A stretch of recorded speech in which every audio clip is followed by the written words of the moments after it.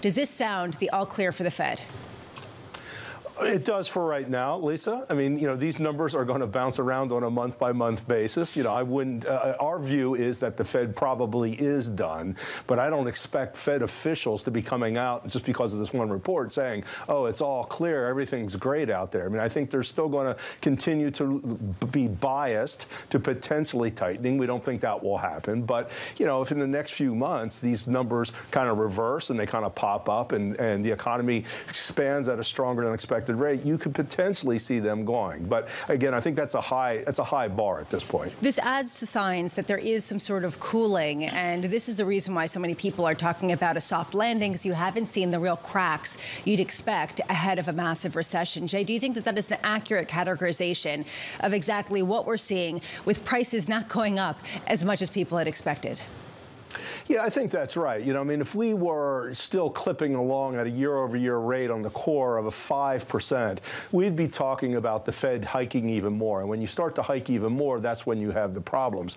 So the potential for a soft landing is still there. I guess what I'm a little bit still watching and concerned about is that the real Fed funds rate, the nominal rate minus some sort of inflation rate, continues to drift higher, and that's what matters for the real economy. And so I think the Fed's going to delay easing at this point. And so we may or may not have a downturn early next year, but I think the next few quarters, because monetary policy is going to remain restrictive, I think you're looking at headwinds on economic growth.